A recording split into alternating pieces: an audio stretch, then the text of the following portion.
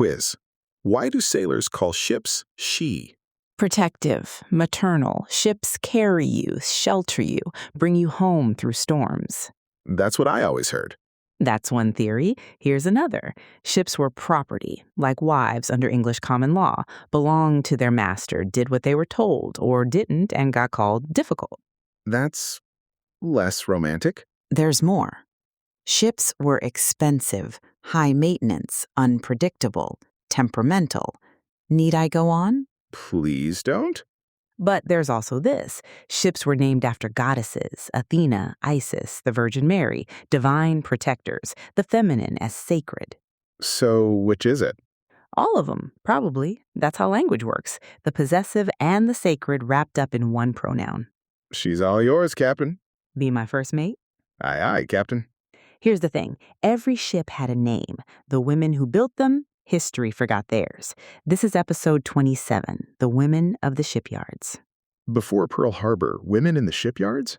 The Women's Bureau put it at about 2%, and that 2% was mostly clerical. On the production floor, on the hulls, in the asbestos-thick insulation bays, almost none. And then Pearl Harbor. By May 1943, 45,174 women working in Navy yards alone. Terminal Island in California hit 33% women. Portland and Vancouver shipyards, 30,000 women. They were recruited. The slogan was, "Women in the war, we can't win without them." Brooklyn Navy Yard received 20,000 applications from women. The entire yard employed 70,000 people at peak. 7,000 of them were women. What jobs were they doing? The Women's Bureau documented 189 different occupations, including, and I'm reading directly from the report, asbestos filler and sewing, and asbestos layer out and cutter. Those are official job titles. Official government classifications. The women who held them cut asbestos cloth with their hands. They sewed insulation blankets. They filled sewn forms with loose asbestos. They worked inside engine spaces that were white with it.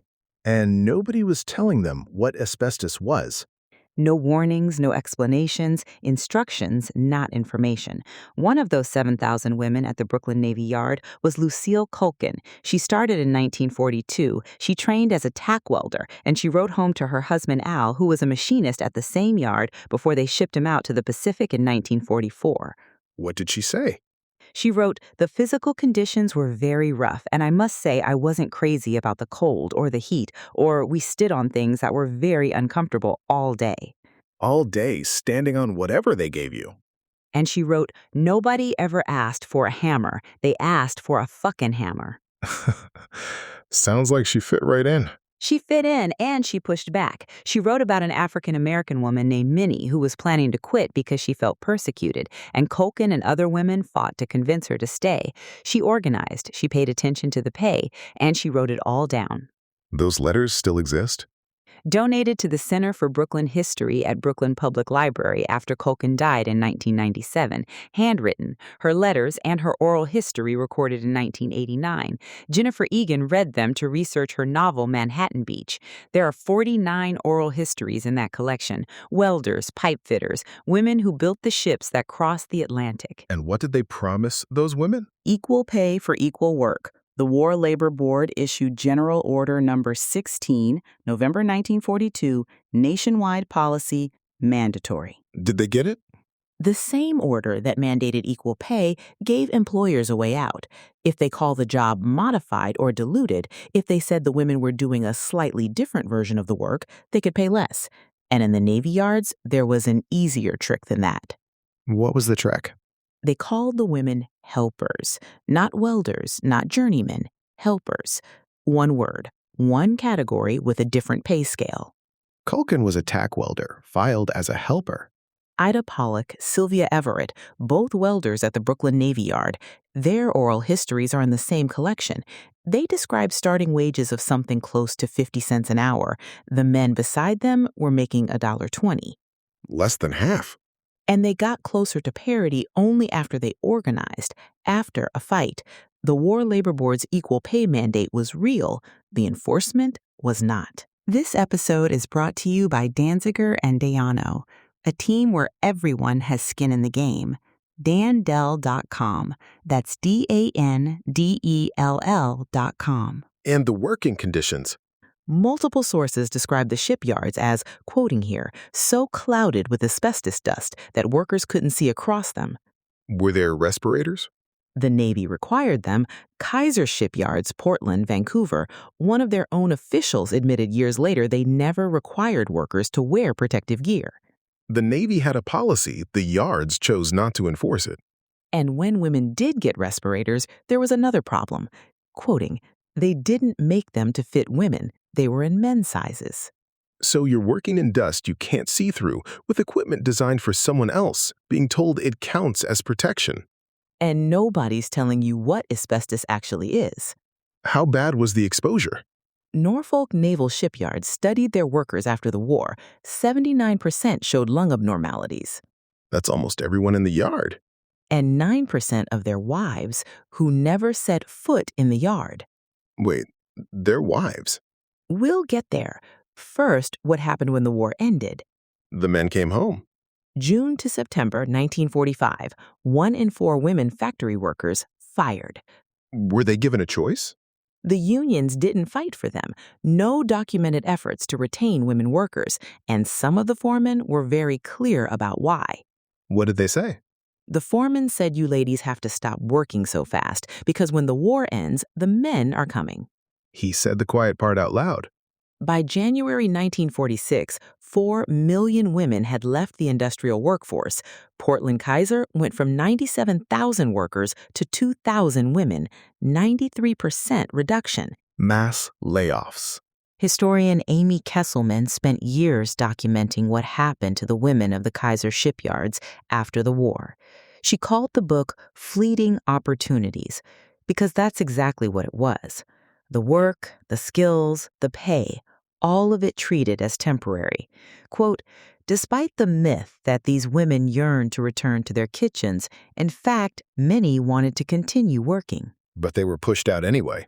And when the women left, their records went with them. Here's something that gets overlooked. The word helper wasn't just a pay classification. It was an exposure classification.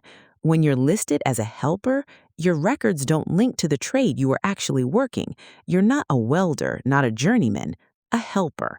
The exposure category doesn't exist for helpers. So decades later, when they got sick and their families went looking for documentation of where they'd worked and what they'd breathed, the records either didn't exist or they were filed under a category that didn't match any asbestos exposure code on a trust fund claim form. Women weren't included in the long-term follow-up studies. Their children weren't tracked. the erasure wasn't random. It was structural, built into the word helper from the day they hired her. But it didn't end there. Women who worked in shipyards during the war or washed their husbands' work clothes from factories, shipyards, or any trade that was around asbestos were exposed without warning, without protection, without choice. If that's your family's story, Danziger and Deayano can help. dandell.com. 9% of the wives. You were going to get there. Muriel Newhouse was an occupational physician at the London School of Hygiene and Tropical Medicine. She had been a colonel in the British Army. She landed in Normandy after D-Day. She served in India and Singapore. By 1965, she was in occupational health research, and her colleagues described her as, and I'm quoting an obituary here, a benign but fearsome ferret. Fearsome ferret? If you had information she needed, you were giving it to her. In one study of North Sea trawlermen, she achieved 94% compliance conducting physical examinations on sailors who had just disembarked from long voyages and were, quote, intent on reaching the nearest bar. She stood between sailors and a bar and won. In 1965, she and her colleague Hilda Thompson published a study in the British Journal of Industrial Medicine. 83 mesothelioma patients from the London hospital, 52% had documented asbestos exposure compared to 11% of the controls, statistically significant beyond any reasonable doubt. And the household cases? 9 women in her study had never worked a day near asbestos. Their only exposure was contact with a relative who did. 7 wives, 2 sisters. The most common history was, quote, The wife who washed her husband's dungarees or work clothes. Laundry. One docker came home every day, quote, white with asbestos. His wife brushed him down at the door. She got mesothelioma. She never touched the material herself. Years later, Los Angeles County studied 274 shipyard workers' wives. 11.3% had asbestosis. A meta-analysis across multiple studies found household contact gave you a 5.02 times increased risk of mesothelioma. 5 times higher risk from living with someone who worked with asbestos. Here's the question. When did the industry know this was happening? 1965, when Newhouse published. 1940. Yeah, I think we have talked about that before. Metropolitan Life Insurance Internal Report, 1940. Quote, it is known that asbestos is the type of toxic substance that requires changing clothes when leaving an area of exposure. They knew in 1940. 1946, Journal of the American Medical Association, workers should have showers and separate clothing storage. Okay, so by 46... By the 1950s, the industry understood cancer was spreading to homes and neighborhoods. And they did what about it? March 7, 1957, the Asbestos Textile Institute's Air Hygiene Subcommittee held a meeting. Question on the table: should they fund a study on asbestos and cancer? They voted no, and they wrote down why. The minutes record 3 reasons. First, someone else was studying it. Second, and these are their actual words in their actual minutes, it would stir up a hornet's nest and put the whole industry under suspicion. Third, there wasn't enough evidence. In 1957, not enough evidence. Those minutes were filed. Copies went to 6 companies. Someone typed them up, printed them, mailed them. Not one person in that chain said, "We can't write that down." 8 years later, Muriel Newhouse proved in a peer-reviewed paper what the industry had voted not to investigate. Their reason for not looking became the 8-year gap. 1965, Newhouse publishes. 1972, OSHA finally mandates do not launder work clothing with family clothing. 1940 to 1972. 32 years of knowing and not warning. And here's why that math isn't abstract. Latency period for mesothelioma. How long between exposure and diagnosis? 20 to 50 years. For women, it's 29% longer than men. Median 43.7 years versus 33.8. So cases from the past are still emerging. Yeah, they are. Jeanette Franklin was born during the war. Both her parents worked at Western Pipe and Steel Shipyard in South San Francisco. Her father, Vern Harnish, a welder. Her mother, Opal, a ship's carpenter's assistant. Neither one worked directly with asbestos. They worked in spaces where it was present, mixing mud, sweeping debris.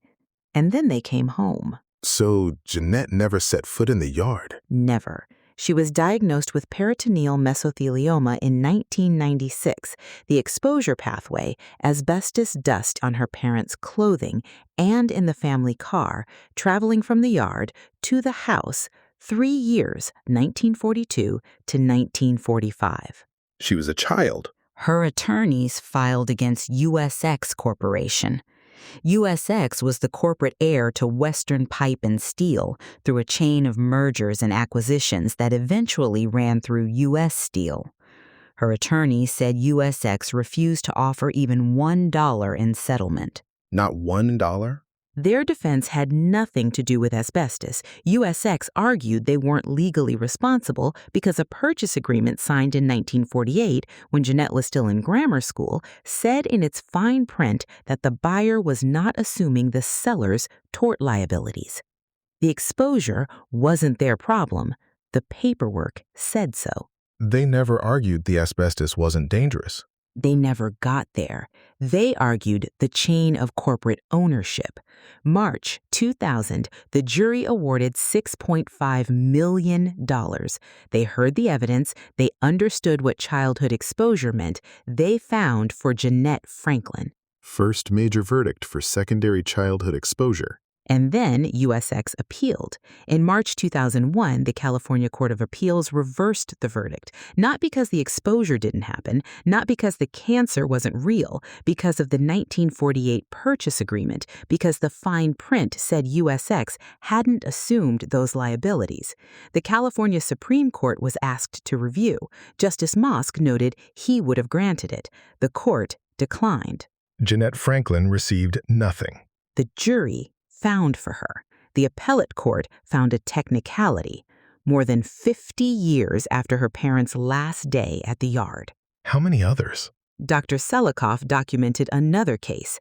Man died of mesothelioma at age 30. Never worked in a shipyard. Born 1942, 2 blocks from Brooklyn Navy Yard. And we don't know how many more. We genuinely don't. That's the answer. The women weren't in the long-term studies. The children weren't tracked. The records say helper. That didn't help them then, but there are people here to help you now.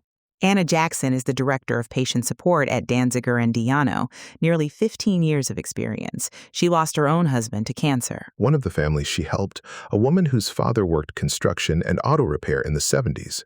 As a little girl, she helped him out of his work clothes every evening. Secondary exposure.